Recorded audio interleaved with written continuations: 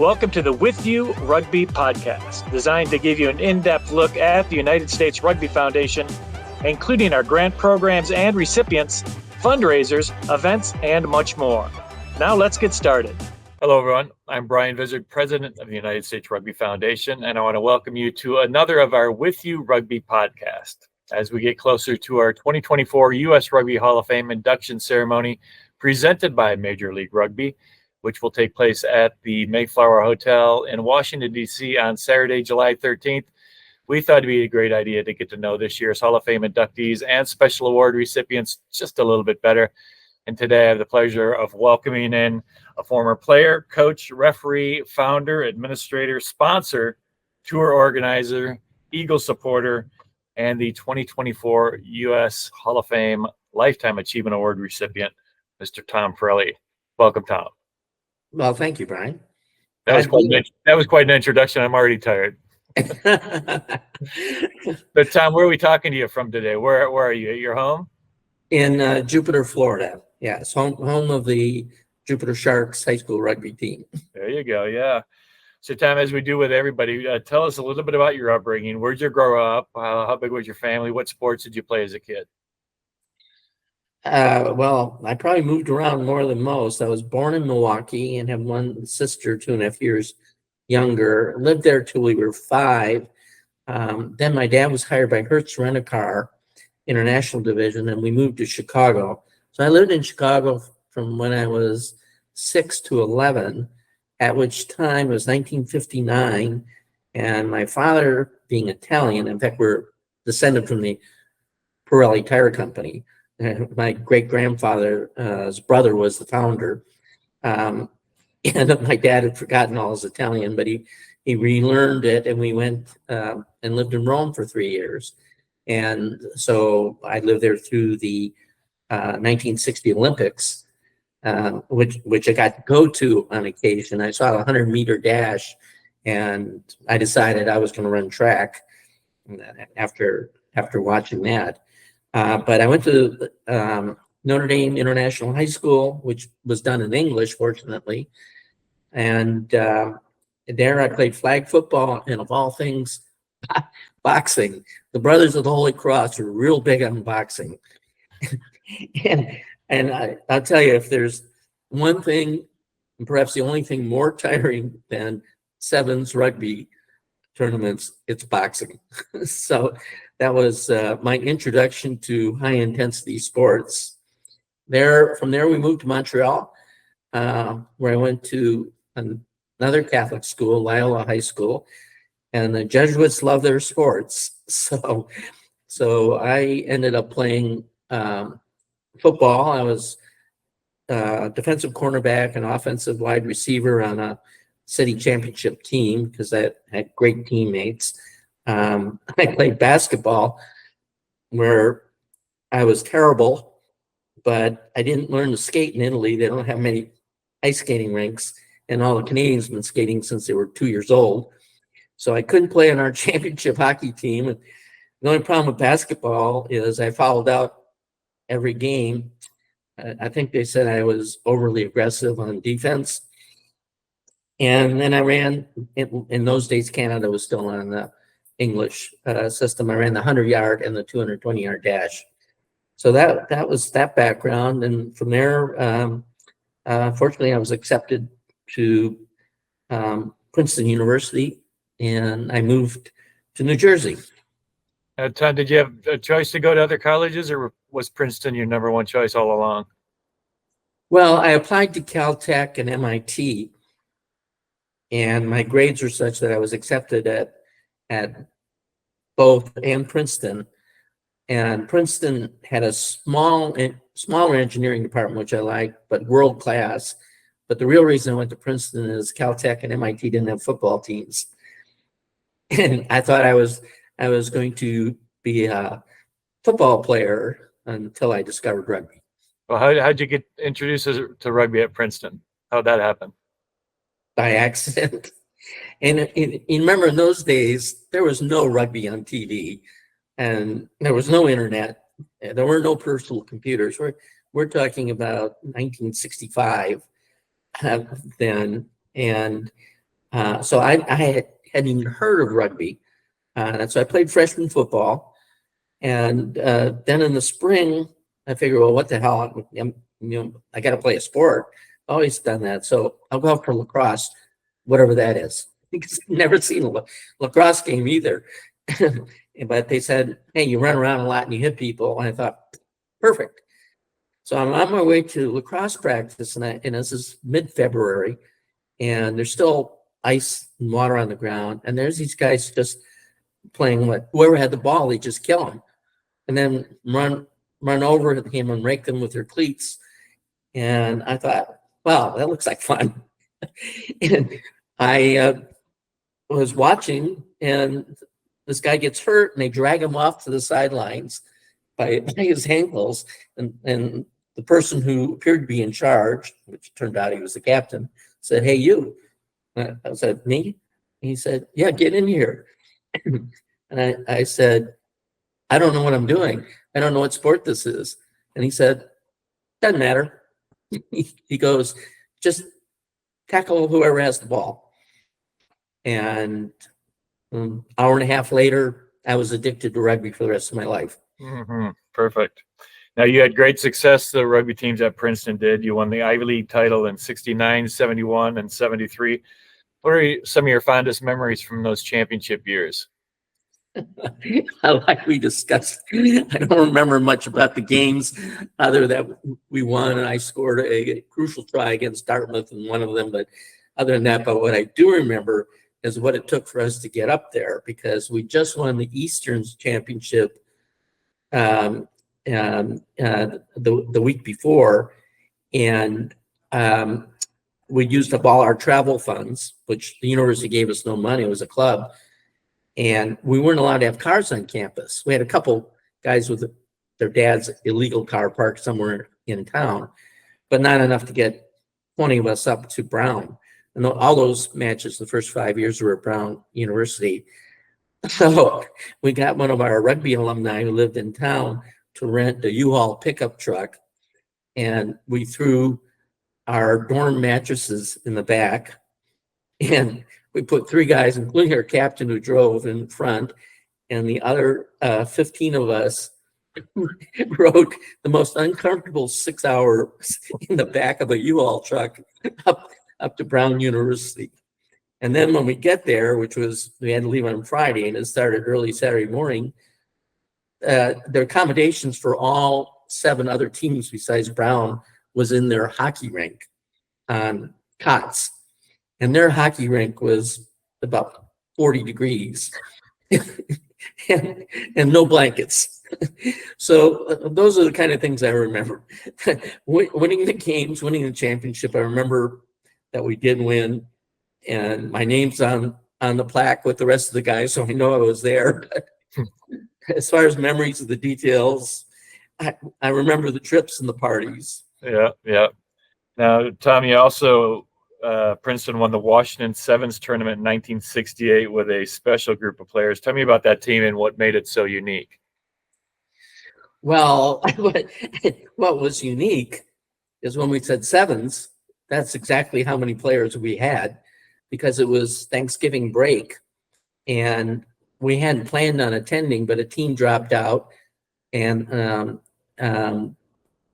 the Washington at the last minute, the Washington Rugby Club ran it at the last minute.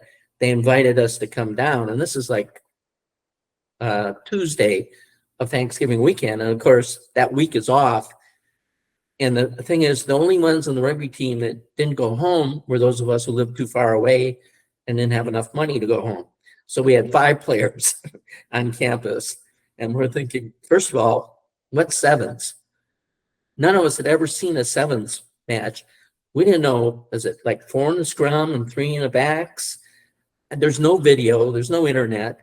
To get something from England took about 6 weeks, where we get 16 millimeter films after we sent them a money order for $50. And there's no way to look it up. And we didn't know anybody who knew about it. Sevens had only been introduced to the United States a couple of years earlier, and this is only the 2nd or 3rd Washington Sevens tournament, which really became a big deal over the years. And So 32 teams invited. We were the 32nd. And fortunately, we had two guys who lived in Washington. So the 7 players we had never played a sevens match. Didn't even really know. We figured out it was 3 guys in the scrum and four backs. And the captain, the infamous Terry Larimer, said to me, well, and Pirelli, you're going to play wing. And he goes, and fullback. I go, how am I going to play 2 positions? And he says, I don't know, but you'll figure it out. And the weirdest thing is we get the registration, and they sign us in, and the registrar goes, where are your other 3 players? And we go, what other 3 players? It's a sevens tournament. There's no substitution in rugby. And he goes, what school did you guys say you come from? He said, you dummies, you can substitute between games. I said, well, that is if you win, because it was 1 loss and you were out in those days. So it's a 32 team, 1 day format, 8 a.m. to 6 p.m. when it's totally dark. And winner takes all. You lose, you're out. You win, you keep playing. And we told them, well, we only have 7 players, so that's it. And we play our first game, and here, as a small, fast guy playing with guys like you in 15s, all of a sudden, like, I'm king of the hill. This is my version of the sport. And I kind of ran wild with this. I've got this whole field, and there's only 7 of them. And so we won our first games pretty easily, even though not knowing what to do. Oh, and the one other thing that helped is because we didn't have a choice. Remember, we were all still playing 15s rules. It was the place kick for the kickoff, and it was place kick for the conversions. And everybody seemed to think it was the same scrum. So you had 2 props and a hooker. Well, we didn't have any props or hookers. So we had our number 8, who was very talented, and in our second row as props, and we had our flanker, who was like a rabbit, could run all day, as hooker. And of course, playing against 2 props and a regular hooker, they killed them. And they also came out and helped in the backfield, which in those days, it was still scrum did scrum stuff and backs did back stuff. Totally different from today's game. Sure. So to make a long story short, we get to the final, 4 games, no substitutes, and perhaps an hour and a half rest between games. And they tell us the championship match is 20 minutes instead of 14. Our captain goes to us, and we're all groaning. And the captain goes to us and he says, boys, I know you're all hurt. I know you're all tired. He said, we didn't come this far to lose this tournament. He says, so suck it up for 20 minutes and let's get the job done. That was his pregame speech. He was a marvelous leader, and we did. We won the game and won the tournament, and we're too tired to celebrate. We just sat there afterwards, and I've never been so exhausted in my entire life, but playing it. It was cold that day and rainy and dark, and I think a couple of us, including me, threw up when it was over. But that's the most incredible memory of my life, because when you play the way they do it now, with 2 games in a day, 3 maybe spread over several days, when you play all 5 in one day, it's quite an effort. Yeah, sure. Especially the first time you ever saw the game of sevens played, right? Yes, we figured it out pretty quick, but it just happened we had the right personnel. The 4 backs we had were all excellent ball handlers, which, of course, in sevens, that's what really counted. Yeah. And Tom, after you graduated, you founded the Princeton Alumni Rugby Association. What inspired you to found that group, and what has been some of the highlights since you created that organization? Oh my God, years of laughter and international tours and fun, but it was an accident in the sense that I had just graduated, but it was clubs. So I still played with the team because I worked in Princeton, and the the Princeton reunions, which this year attracted 25,000 alumni and wives, and that is, even back then, it was at least 15,000. They'd always go to a Yale versus Princeton baseball game at the end of the parade on Saturday of all the classes. So it's a Princeton tradition, but Yale canceled on them. And I was good friends with the director of athletics, having been around at them for 5 years. And he says, Tom, how about, because it actually ended up on our rugby field. And he said, we end up there anyway. How about if we put up grandstands and you arrange a rugby match? And I said, fine. And then I called around, and all the schools, Brown, Dartmouth, Harvard, they were all done, and they'd gone home.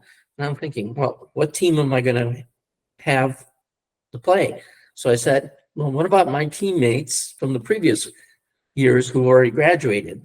And, you know, the captain who was my captain when I was a freshman, I sent out a letter. You know, in those days, we didn't even have copy machines. So I had to use like 6-part carbon paper and no email, and phone calls were long distance, and I didn't have the money. So I have to do them 6 at a time. And I mailed out like 30 letters, and I got 20 guys, alumni, to come back. And we played alumni versus students. And 50 years later, except for one interruption in 2019 for COVID, the game's been played continuously at reunions. No, that's fantastic. And Tom, in 1972, you volunteered to be the head coach of the Lawrenceville High School rugby team. How did that opportunity come about, and how did you enjoy that experience? Well, it really changed the trajectory of my rugby career, because I just saw an ad. They put an ad, Lawrenceville put an ad in Princeton newspaper, which I saw, asking for a volunteer head rugby coach to start a program at Lawrenceville, because they had a couple English kids that were really begging them to do it, but they couldn't afford to pay anybody. And we practiced Tuesdays and Thursdays. And so I said, well, if you can schedule practices on Monday, Wednesdays, and Fridays, I'll volunteer to it. And I'd actually been to a coaching class for a week in England. So I did actually sort of knew what I was doing compared to most people. But I was only 24 years old, not an experienced coach by any means.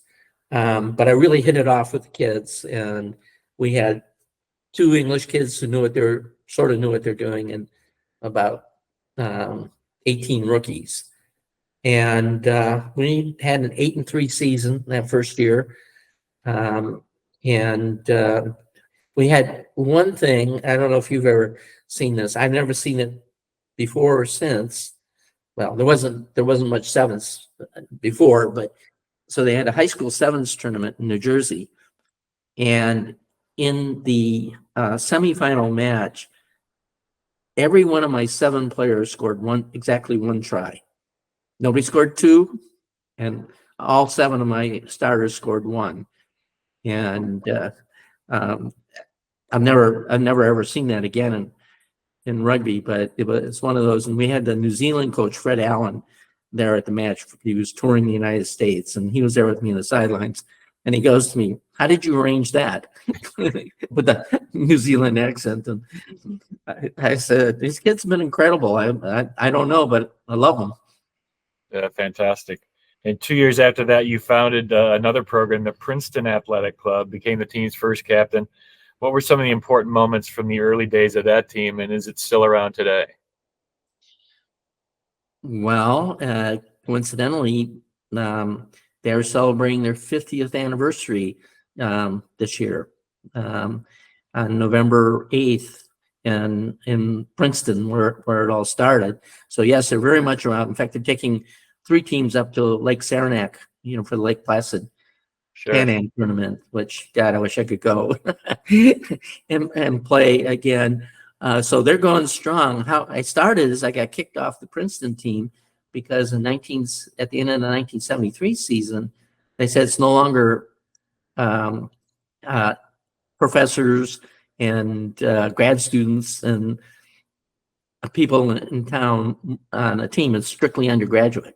Still a club, but the rest of us, and there were about 5 of us, got kicked off the team and still wanted to play rugby. So I called everybody I knew in the area on that, including some of the guys that got kicked off with me. And we started that first game in March of 1974 with 14 players. And of those 14, 6 of us had played rugby before. The others were brothers-in-laws, cousins, anybody we could recruit. And we went on to a 5-5 season, and then in the spring, it all came together. I got some great players, and we had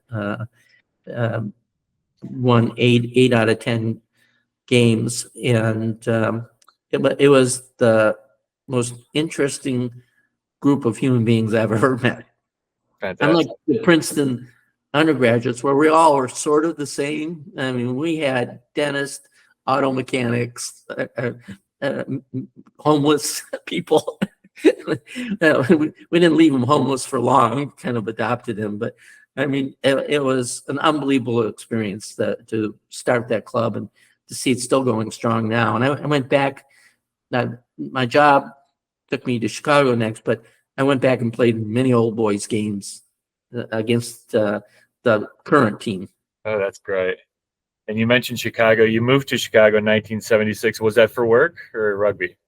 I've got an offer I couldn't refuse from Baxter Corporation to come and head up their computer department for one of their major divisions. And they offered me twice as much money as I was making. And I was ready for a change. I'd lived in Princeton for 10 years by then. Right. And so I moved to Chicago, worked for Baxter, and made the long, they were in a north suburb. I made the long commute down to Chicago Lions for practice during the 76 season. Well, let's talk about the Lions a little bit. When I started my rugby in Michigan in 1978, and the Lions were the team back then in the Midwest.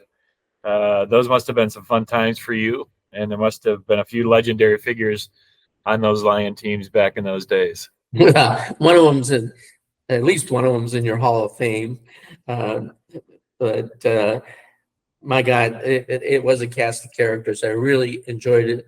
And the thing is, I was nearing the end of my first division rugby days. I was getting a little older, a little slower, and the Lions, played hard, and it was great. Guys like Joe Garrity and Dick Smith in particular, who is in your Hall of Fame for good reason. He was the biggest character I've ever met in my life, and enjoyed it. But Dick and I, and me, because I just couldn't take the commute anymore, an hour and a half down, and then in rush hour, and then at least an hour drive back after about 2 hours of drinking was not a good formula. And so I just played for the Gray Lions for the next 4 or 5 years. In fact, Bill Frauman and I played together a couple games on the Gray Lions. Okay. And while you're in Chicago, you volunteered as the head coach of the Great Lakes Naval Base. How did that coaching opportunity come about, and what are some of the memories coaching that team? Well, the same way, they placed an ad in the local paper, and I lived like 3 miles away, and I'm thinking 3 miles instead of 30 miles in traffic. And so I thought, well, I can still keep playing. And also, we're talking third division rugby, not first division. So a lot easier on the body on that. And I was in my 30s by then. So, but I was a player coach. I played fly half, and I was the head coach. But it was all these kids, 18-year-old Navy and Marine recruits. And for the Marines, it was like every game was storming Iwo Jima. I mean, they're amazing kids, and it was just a pleasure to play them. But the one funny story about it is that we had the New Zealand Navy in for joint training exercises for 4 weeks at the base one of those years. So I called the Lions and said, they were all officers and they were all experienced rugby players. They've been playing since they're 6 years old. So on one of those weekends, I called the Lions because I knew they had, the B team had an off weekend, and said, well, how about if you come up and play us? And they go, you can't compete with our B team, which of course we couldn't, except for the fact I didn't tell them I had 6 New Zealanders on the squad. We beat them like 36 to 3. and they go, Pirelli, you're such a jerk. You didn't tell us. I said, you didn't ask. That's funny. That's a good one, Tom. That's great. Now you talked about old boys a little bit. You continue to stay involved in the game by playing some old boys rugby. What are some of your highlights from playing in some of those old boys tournaments? I don't need detail. I don't need all the details, but well, I played all over the place with whatever old boys team. Scioto Valley old boys, Michigan. I played for Michigan in the summers on that. But the highlight was Dick Smith's USA Owls going first to London and then to Vancouver. And by the time we got to Vancouver in 1997, I was 50 years old. My wife was already ragging me about continuing to play rugby because I was pretty beat up by that time, like all of us. And I played that one last tournament, and she had to load me into an airplane on a wheelchair because I couldn't walk. And she goes, that's it. You're done. I'm throwing away your cleats. Don't ever think about playing another rugby game. She says, you're 50 years old. You're not Peter Pan. Stop it. So that was the end of my playing days, and I transitioned into coaching youth rugby. Yeah, let's talk about that a little bit. Before the Golden Eagle days, you did stay involved in the game. You weren't playing, but what other things did you do to stay involved in the sport? Well, I helped out wherever I could. There wasn't much youth rugby, but I did help out. Coach New Trier High School formed a rugby team. They were close enough, and I was an assistant coach for them. I did, a variety of things just to stay in touch with the game. But then I ended up missing it so much that and Princeton, I've always been involved with Princeton. We've built our first clubhouse, and now we're in the process of completing our second, twice as big, more beautiful clubhouse. It was involved in that. But it's in 2012 where we go to what was John Prusmack CRC College Rugby Championship. It was in Philadelphia in those days. And our men's sevens team had been performing badly, and they were like 13th at the time. And Alex Magleby, who at that time was the Dartmouth men's head coach, but he'd been announced as the new Eagle Sevens head coach. He and I had known each other a long time because of the Dartmouth-Princeton rivalry. So after Dartmouth won that championship that year, they beat Cal along the way. I think the next year they beat Cal in the finals. But in 2012, they won the championship, and I went down on the field to say hi to Alex, and he said, I congratulated him on being the new Eagle Sevens head coach. And I said, but they're in pretty rough shape and about to be relegated. What are you going to do? And he goes, I haven't got a clue. I mean, pure honesty. And I said, well, do you want some help with clues? And he goes, I'll take all the help I can get. And that was the start of the Golden Eagles. And thanks to Alex and John Bobbitt, we've been able to make a difference. Although this year was a bit of a disappointment, but we'll see if they can rally for the Olympics.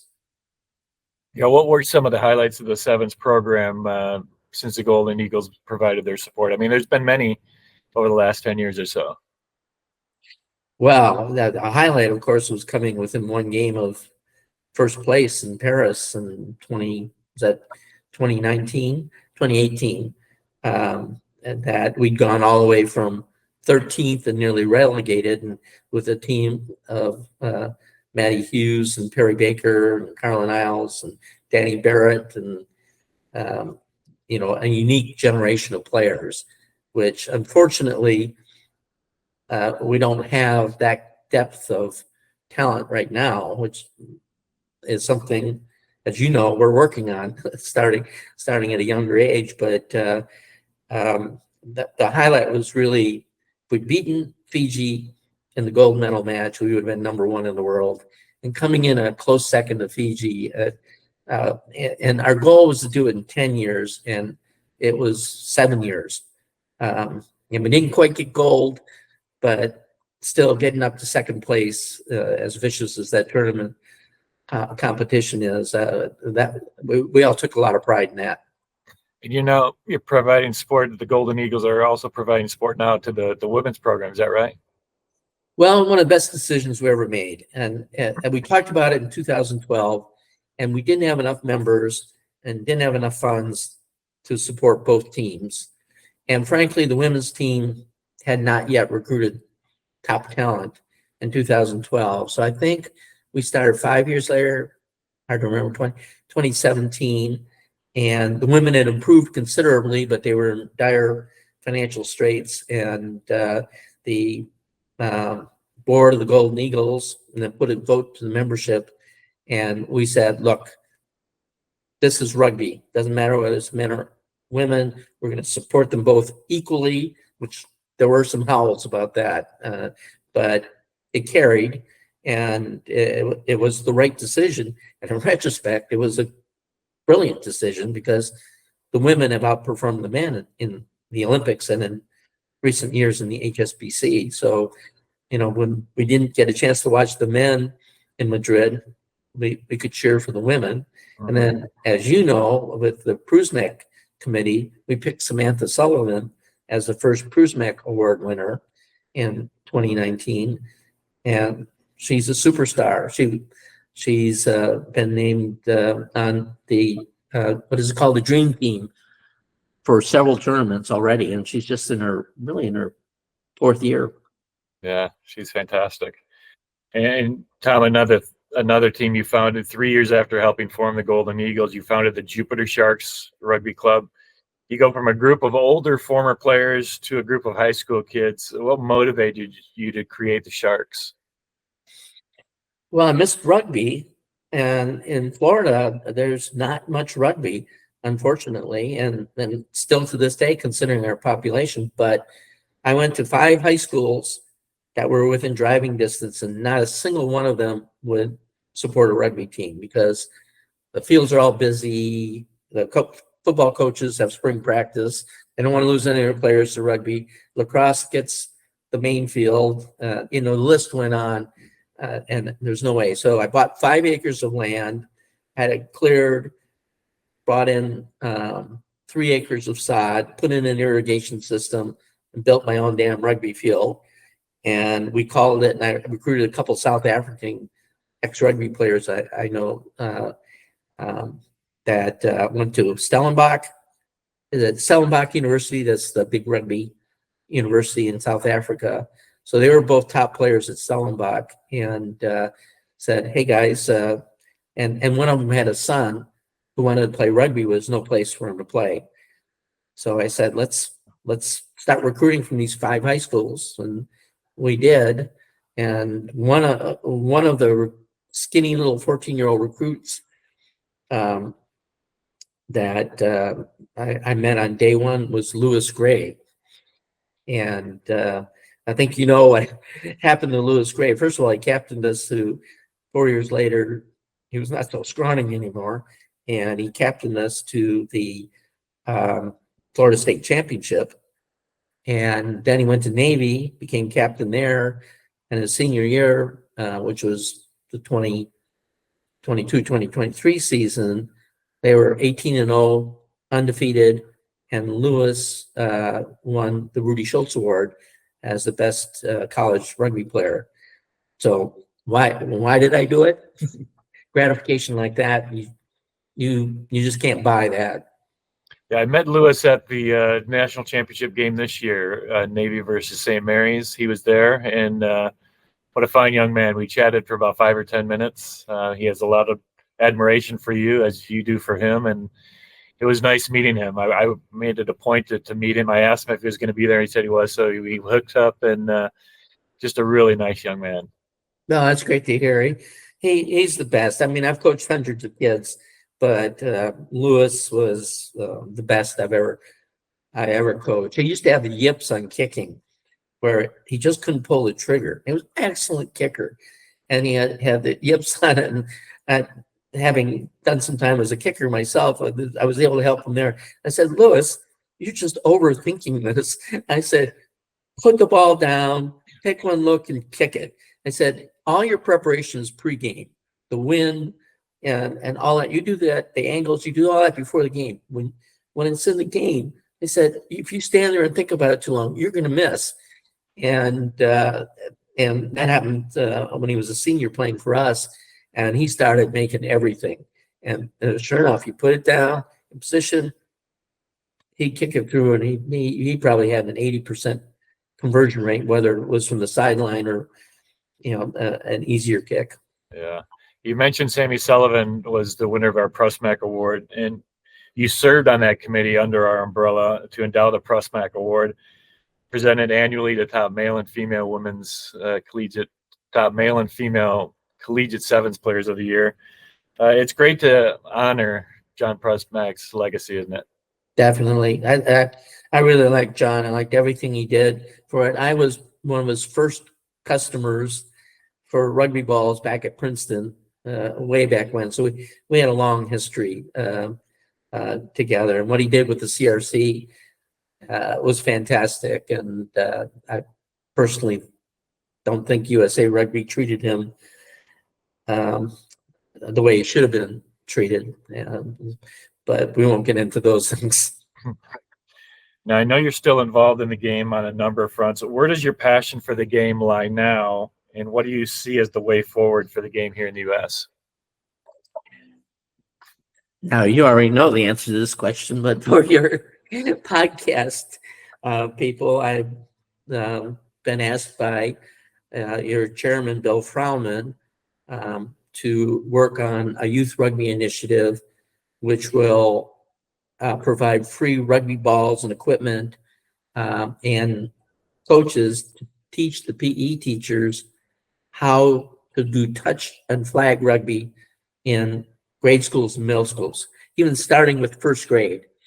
And the goal is to get 1 million kids playing rugby in their PE programs in schools by 2031.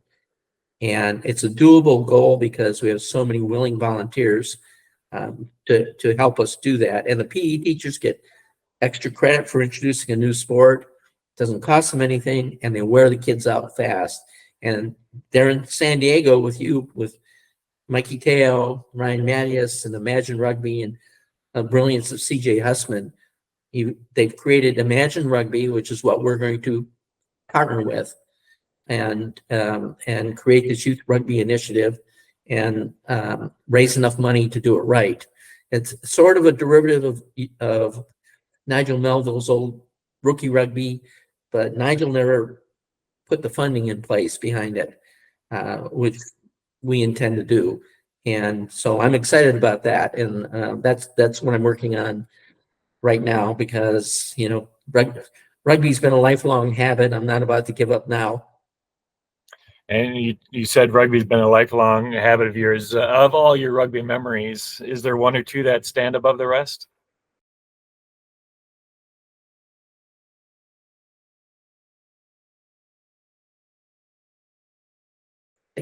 There's two, but one I've already described, the 1968 Washington Sevens tournament, where it wouldn't be possible today for 7 guys to play 5 matches in one day and still be alive. But things are a little different back then. But the one in addition to that was, I took the U.S. We were the Princeton Old Boys in those days. I think we call ourselves the Flying Tigers now, but it's the traveling touring team. and we call them old boys. Let's see, our ages ranged from 22 to 32. But in those days, that was old boys because it wasn't a college team. It wasn't a club team. And Ron Tenick, who was the director of youth rugby for Twickenham for all of England, was a good friend. He said, well, if you guys could come over here, and large touring party, because wives and girlfriends and that came, he said, I'll set you up with some really good matches. And one of them was playing the London Welsh in Old Deer Park in 1974. It was April 1974. And they just finished, the international season was over, and they just finished their regular league season. And so this is the last game of the season for them. So they had all their internationals in the match. It was J.P.R. Williams and Gerald Davies and guys who are our heroes at the time. And it was just unbelievable. And unlike London's reputation, it was perfectly sunny day, about 65 degrees, big crowd.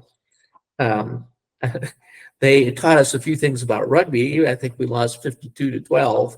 And I know I actually tackled J.P.R. Williams at least once, playing fly half. He got me a lot more than I got him. But they were such good-spirited. They were the top players in the world, and you were awe of them. And yet, although he scored a lot of points, they didn't beat up on us the way they could have. And then the party afterwards was, but we'll never forget. So that would be the highlight right there.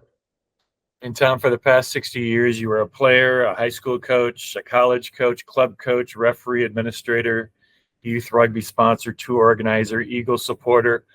Looking back on your long rugby career and all your accomplishments, what are you most proud of? Well, from that list, I'm most proud of being a high school coach, because that was more fun. I get to get all the enjoyment without getting the bruises on it, and seeing these boys really take to the game, and many of them going on to be stars in the college teams. But I hope I'm not done yet. 59, I'm going to make at least 60 years here. This Youth Rugby Initiative, working with your guys, I hope to be my best accomplishment, whatever I can contribute to that. So I think my best one's yet to come. Great, great. And Tom, one last question. What is being selected as this year's United States Rugby Hall of Fame Lifetime Achievement Award recipient mean to you? Well, considering the fact that I have been involved for 59 years, so we might consider that my passion to be offered recognition and an honor like this for doing something that you love is very special. And I'm very grateful to U.S. Rugby Foundation for giving me this honor. Oh, Tom, it's so well deserved. And, on behalf of everybody here in America and American rugby, thank you for all you've done for our game here. Been a pleasure. Been a pleasure working with you too, Brian, over the years. It certainly has. Thank you, Tom. Well, folks, that's going to do it for this edition of our With You Rugby podcast. For more information about the U.S. Rugby Hall of Fame, check out our website at usrugbyfoundation.org. Click on the Hall of Fame banner, and you'll find out all the information about the game against Scotland for the U.S. on Friday, July 12th, and our Hall of Fame event at the Mayflower Hotel on July 13th. Until next time, stay safe, everyone.